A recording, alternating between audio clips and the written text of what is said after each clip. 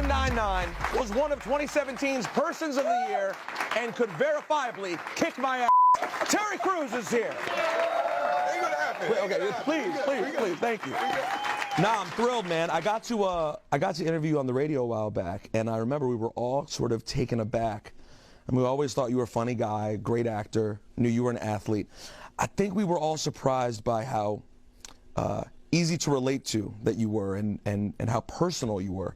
And on researching you more, I just saw like that sort of seems to be your MO, like pure honesty with everyone. Am I wrong in thinking that? No, you're not wrong, man. You're not wrong. I used to be another person, you know. It's kind of wild. I suffered from that cognitive dissonance thing where, you know, you have two different opposing beliefs in your brain at the same time. And I was one way in front of everybody else and then another way somewhere else. And, you know, I went to rehab, man. I went to a lot of therapy and finally became one person.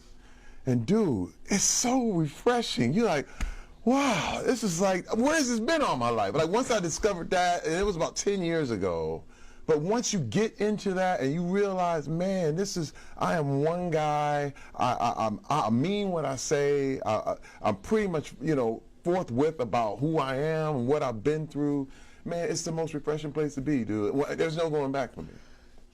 I think a lot of people probably could relate to this more than they think they can, because if you really look at your story, and again, you've been nothing but forthright about it, you were kind of living a double life. Your wife didn't know who you were completely, and I think this happens in relationships a lot.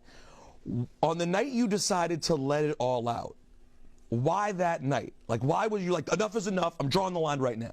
Well, I mean, the thing was, man, when it was so wild. My wife asked me this one question, and it was like a trigger. She was like, what is it I don't know about you, Terry Crews? Oh. Like, and you've been together at the time, what, like 18 years? We've already been together 20 years. Right. But the deal is, man, is that, you know, this is the thing with this masculinity thing. The deal is you don't show pain, you don't show weakness, you don't show any bit of vulnerability. And the problem with that is that you can never really be intimate with anybody, because intimacy is when you show all that stuff. But if you never do, it never goes there. And this is why I literally look at one of the reasons why, it's probably a small part of it, but one of the reasons why the divorce rate is at 50%. Because you look at it, because once they find out who you really are, it's like, okay, I'm done. And the anger's too high at that point, the betrayal's too high. And your wife went through that. Yes, yeah, she was like, I'm gone. But you guys just worked through it. I talked about my, you know, addiction to pornography and the whole thing, and once I needed help for that, and once I realized that I needed to change, like, there was a moment, because, you know, every man in his life at one time or another is a fool, a victim, or a king. And when you're a fool, you do the craziest stuff. You know what I mean? And guys, we operate off pride. So, you know, if somebody's like, I bet you won't do that, you're like, I bet you I will. And it's usually a very foolish thing. And then when you mess up your life, you turn around and you become the victim. Now all of a sudden it's like, man, it was because I was black. It was because this is where I was raised. It was because of you and you and you. And look at my circumstances. And this is the thing. As a victim, you never run out of excuses. Like, the tables. What was yours? What was your excuse to your wife? Oh man, look. First of all, I found reasons to blame her. I found ways like, you know what? It was because, you know, you didn't give me enough this, or you didn't do enough. So I felt like I needed. And let me tell you, I realized Terry Crews, felt that just because I was a man, I was more valuable than my wife. How long did it take to get her back? Oh my God, years, bro. Oh, it was years. Wait, first of all, you gotta understand, you know, she was gone, but then she's like, okay, well, let me look at you. And I went right into rehab, right in the whole thing, but there was always, you know, it's an earning process. You know what I mean? Like, this is the thing. Our culture right now is all about, I said I'm sorry. It's so true. Think about it. What do you want? Think about it. I said I'm sorry. You know? But aren't there always people, particularly in Hollywood, when someone makes a mistake, it feels like there's always someone there to be like, let's just blow right past this, let's avoid it, we'll move on, that the media will forget. It's an easy way to go, and really for long-term forgiveness, whether it's with your wife or in a relationship, right, you're almost always better off copping. Well, see, but this is the thing too. And see, most of this is copping is a deal where people got caught. That's courting. You know what I mean? Yeah. It's not really copying. Some people got caught. You volunteered it. Yeah, exactly. And I'm going to tell you this right now. Hollywood doesn't care if you lose your family. They just don't care. All right, you know, if I've been divorced, they'd be like, oh yeah, we'll just get you another wife. We'll set you up over here. It'll make it look good. You get you another movie. In fact, you have 3 movies now because you don't have to worry about going home. But my thing was, wait a minute, man. Who do I want to be? What kind of man do I want to be? What good is it if you have the hit show, you have all the hype, you're everything, and you're Bill Cosby? You understand what I'm saying? What is that? And let me tell you, man, it's good news. I'm here to give good news to people because this is not a depressing thing. I'm here to say that now, in this day and age, we don't have to do that anymore. This is why I'm leading by example. I tell my story. I don't tell anybody else's story. I'm telling my story to let you know it doesn't have to end up like that. It's a thing where you can share it. You can be it. You know, and I have a lot of guys like, man, he weak, he a punk, because you're vulnerable. But see, this is the thing. Did it get even worse after you come out and say that you've had someone sexually assault you? Oh my God. See, when that happened, it was like, oh man, how in the world you gonna let somebody do this? Well, that's what I heard that. I heard the Terry Crews. No one could go grab Terry Crews' junk. They should die. Hey man, First of all, if I just come up and hit you in the face, did you let me do it?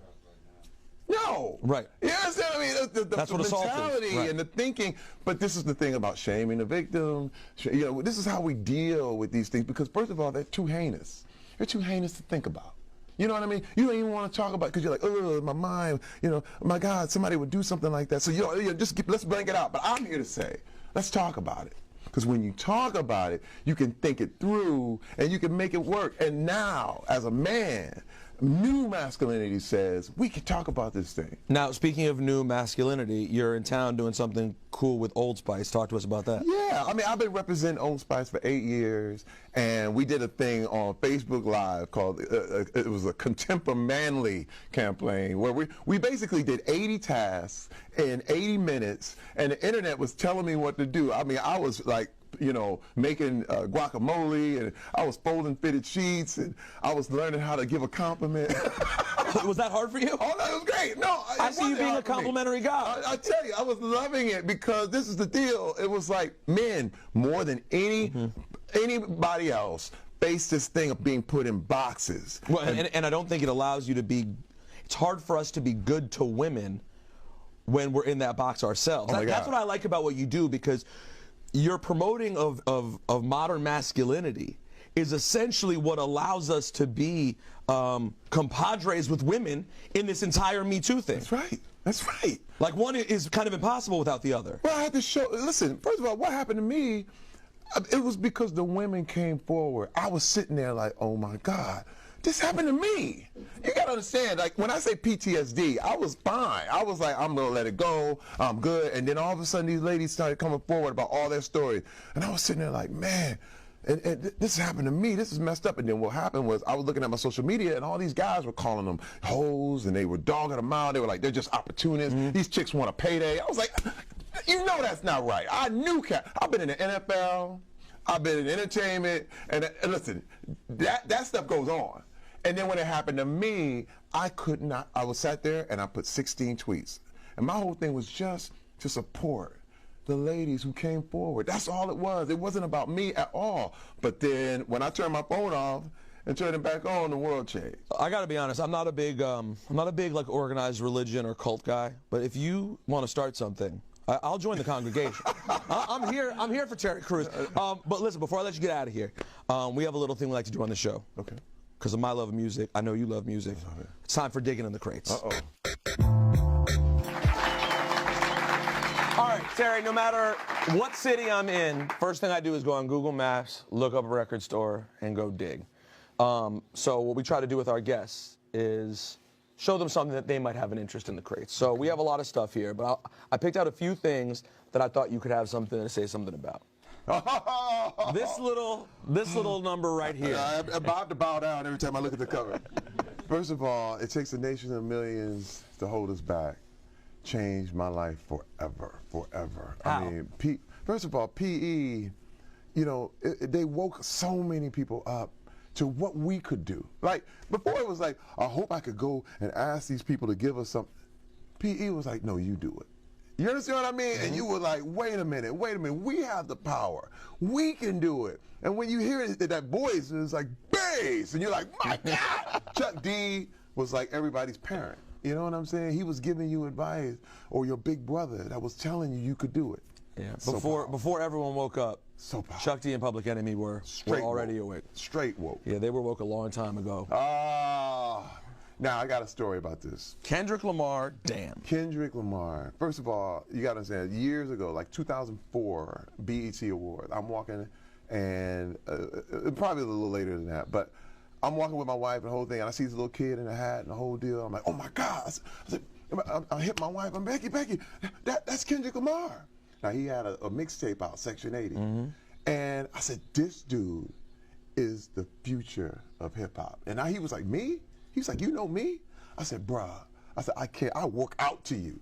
And I said, you are the future. And how did you already know him? Who would put you on to Section 80? No, it was just, I always listen to new music. I'm always on it. And I said, and my wife was like, okay, leave the boy alone. But you're getting weird, Terry. Yeah, because he was small, and she was like, you're all over him, like, leave him alone. But I was like, no, you got to understand, this dude, his style, everything. And then, let me tell you, what happened was, even last year, he called me up, and we did the These Walls video. Maybe my favorite song on To Pimp a Butterfly. Amazing. I mean, and he said, man, I remember when you told me that I was going to be the it thing. And he said, I never forgot that, because no one knew who I was at the time. And I was like, wow. It just made it more special. And to see him now on top of the game. Like, you think one day he could be the best ever? I think he's on pace. He's on pace to be the best ever. Listen, I say it all the time. I know. Yes. Hey, Terry, thank you, man. This has been a pleasure. Do you have, before I let you go, anything you want to plug and talk about? Oh, man, again, 80 years of Old Spice, and I've been doing this campaign for 8 years. Check it out. You can get it anywhere right now. Limited edition. Listen, as long as you want to come by, we will stay open late. Terry Crews, ladies and gentlemen, celebrating 80 years with Old Spice. Thank you so much, man. Yes, and now hitting our stage, performing his brand new record, The Hustle, off his new album, Not For Sale, one of Harlem's finest and my favorites. Make some noise for Smoke DZA, Levy Gray, and Bodega Bear!